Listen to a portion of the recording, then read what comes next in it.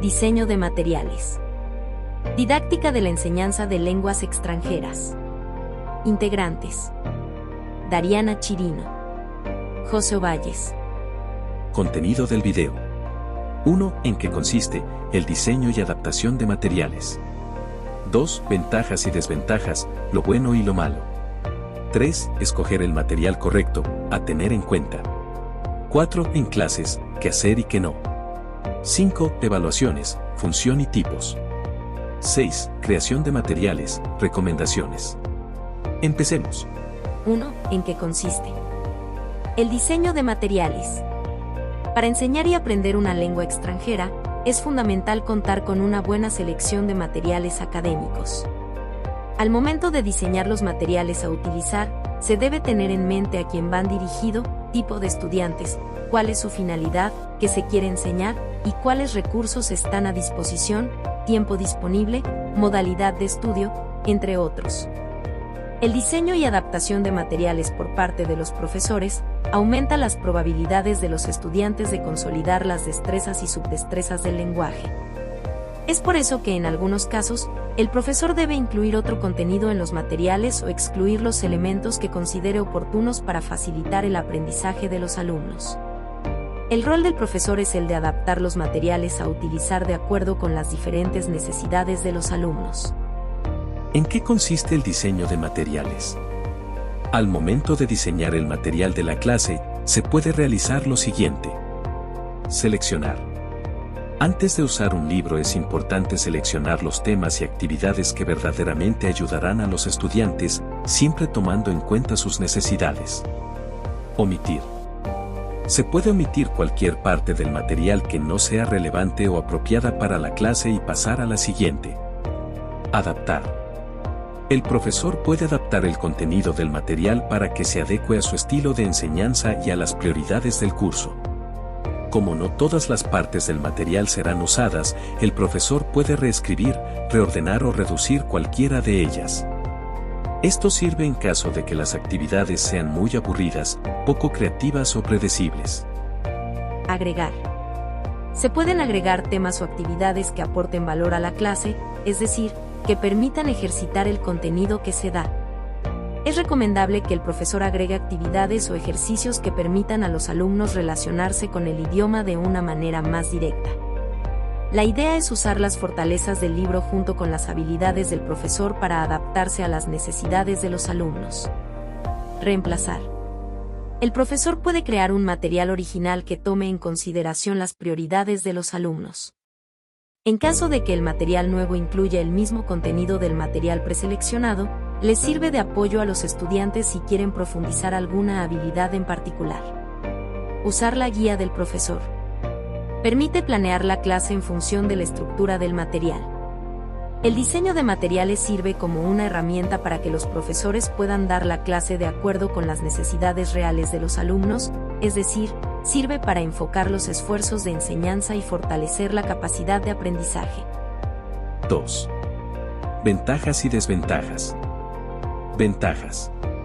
1. Proporcionan gran variedad de actividades que están a la disposición del profesor cuando lo necesite. Las actividades de un material en particular están interrelacionadas, por ende, permiten reforzar las destrezas y subdestrezas. 2. Los materiales sirven de base o contexto para el desarrollo de la clase. Facilitan la adquisición de vocabulario e ilustran a los estudiantes con fotos relacionadas a un tema. 3. Los libros que traen materiales adicionales permiten el refuerzo de contenido. 4. Están escritos por profesionales en el área de la enseñanza. Por ende, las actividades y contenidos se desarrollan en función de las necesidades de los estudiantes y profesores. Desventajas. 1. Los materiales pueden llegar a ser aburridos y repetitivos si se siguen al pie de la letra. Por ende, el profesor debe tener en cuenta que el libro es solo una ayuda y no un guión a seguir. 2. Si los materiales están estructurados de la misma manera de inicio a fin, ayuda a estar familiarizado con lo que se va a estudiar.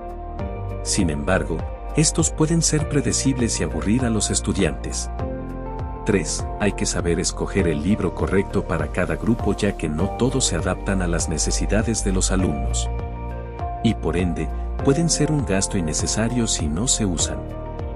3. Escoger el material correcto. Para escoger el material que se va a utilizar en la clase hay que analizar los libros que se van a usar y compararlos con otros para determinar cuál se adecúa mejor a las necesidades del curso. También se puede consultar con colegas o con los estudiantes para conocer su opinión al respecto. Lo más importante es que cubran tanto las necesidades del profesor como las necesidades de los estudiantes. Los puntos más importantes a considerar cuando se escoge el material para la clase son: precio y disponibilidad. Hay que preguntarse si el precio es accesible y si incluye todos los materiales, libros de ejercicios, audios, etc., o si son aparte del libro. Por ende, pueden tener un gasto extra. Portales externos. Se debe determinar si el material incluye acceso a portales externos como plataformas interactivas, ejercicios o textos online, entre otros. Diseño. Considerar si el libro tiene un diseño fácil de seguir y que sea atractivo para los alumnos. Instrucciones. Examinar si las instrucciones son claras y entendibles por los estudiantes. Tener en cuenta si el material puede ser usado de manera autodidacta por los estudiantes o, por el contrario, si necesitan la guía constante del profesor. Metodología. Determinar si la metodología se adapta a las necesidades. El material que se escoja debe tener un balance entre estudio y actividades. Sílabus. Precisar si el sílabus es apropiado para los estudiantes. Debe cubrir las destrezas y subdestrezas del lenguaje, es decir, debe enseñar gramática, vocabulario, producción oral, producción escrita, prácticas auditivas y comprensión lectora. Temas. Examinar que el material cubra una variedad de temas y que estos sean interesantes para los estudiantes. Además, el contenido debe ser lo más actualizado posible. Adecuación. El material escogido debe estar acorde con la cultura de los estudiantes. Al mismo tiempo debe abordar temas sensibles de manera respetuosa. Guía para el profesor. Saber si el libro incluye una guía para el profesor. Considerar si el libro se puede usar sin guía y si está explicado de manera clara. Ver si ofrece actividades alternativas, si incluye las respuestas de los ejercicios y si se adecua a diferentes estudiantes, lentos o rápidos. 4. En clases. El uso del material por parte del profesor depende mucho de su estilo de enseñanza. Hay algunos que prefieren seguir al pie de la letra lo que dice el material y otros prefieren no utilizarlo para nada porque consideran que no cumple con sus expectativas. Lo cierto es que es más sencillo partir del material prediseñado que realizar un material completamente nuevo para cada clase, especialmente si el profesor no tiene tiempo disponible para realizarlo. Veamos lo que se debe y no se debe hacer al enseñar algún idioma. ¿Qué se debe hacer? 1. Revisar con antelación el material para determinar si satisface las necesidades del grupo. 2. Planear la clase con anterioridad tomando en cuenta las actividades sugeridas por el material. 3. Utilizar la guía para profesores que trae la mayoría de los libros ya que sirve para entender las actividades y como punto de partida para desarrollar diferentes ideas. ¿Qué no se debe hacer? 1. Llegar a clase sin el material preparado.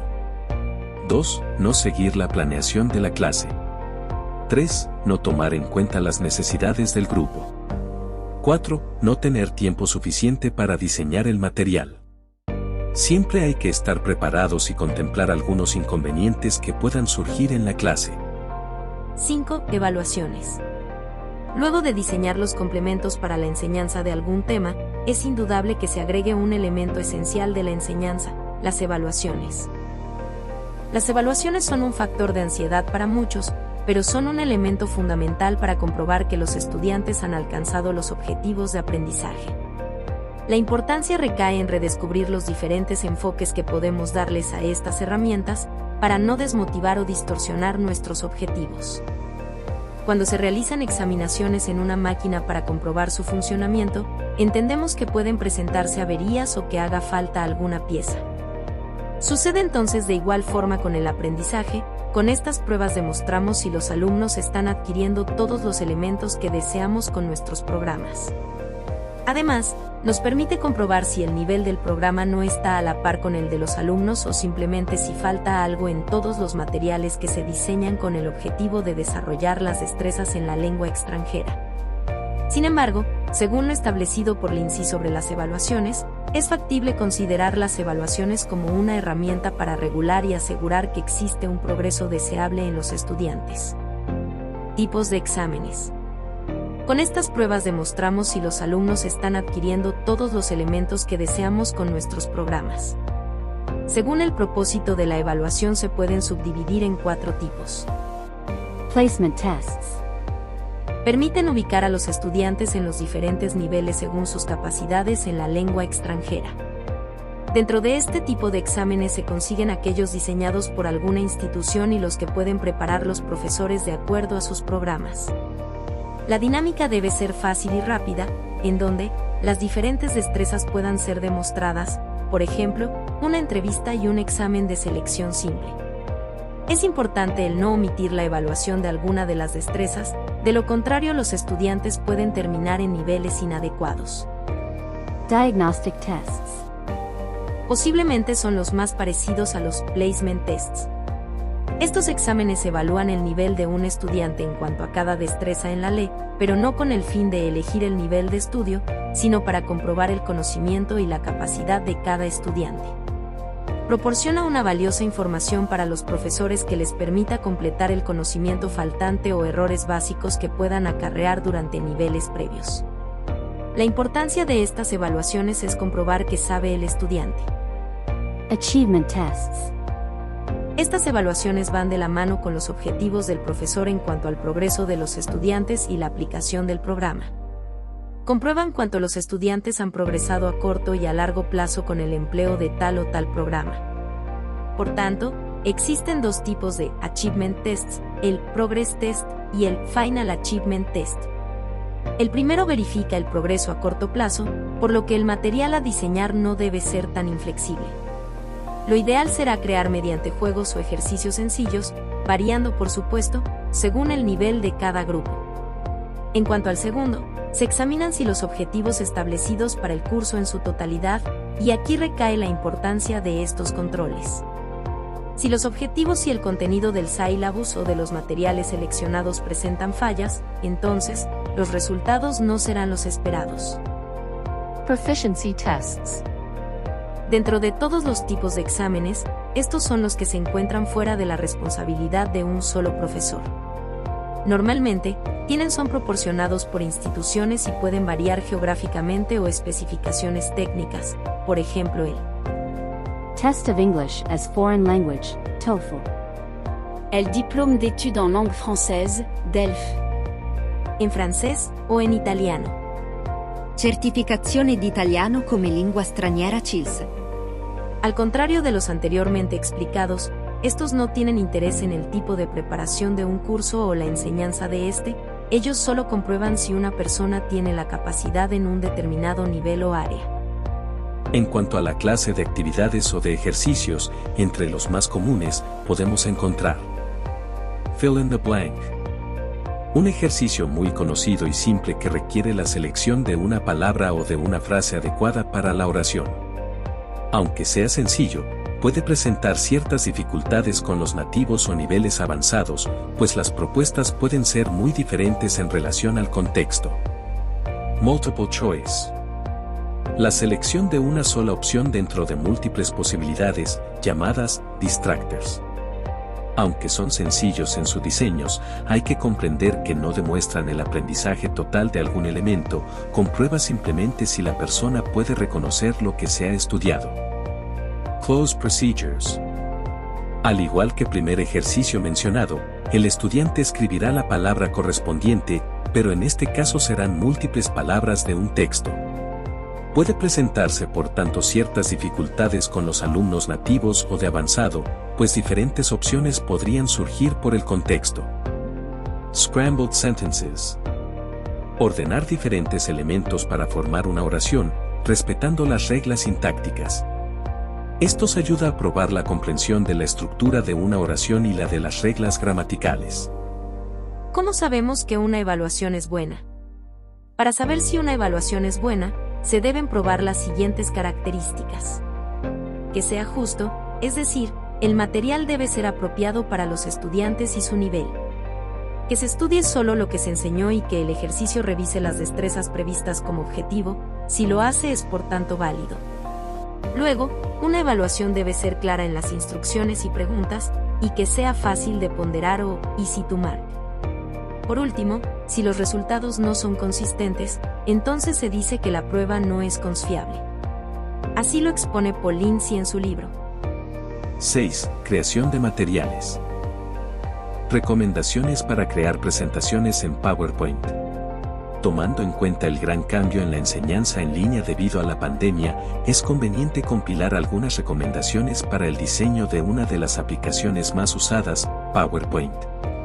Luego de todas estas recomendaciones anteriormente mencionadas para el diseño de los materiales, he aquí otras más que siempre son de utilidad.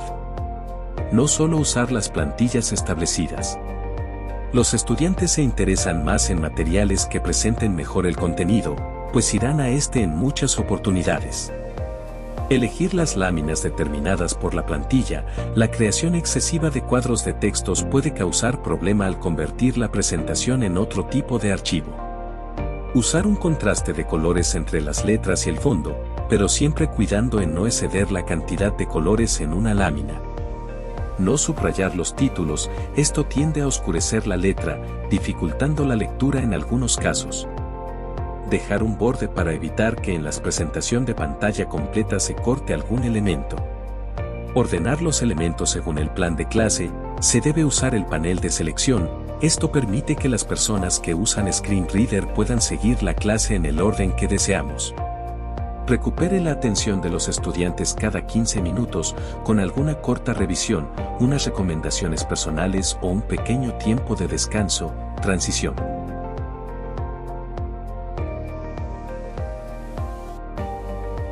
Esto es todo por hoy, esperamos que les haya gustado. Gracias.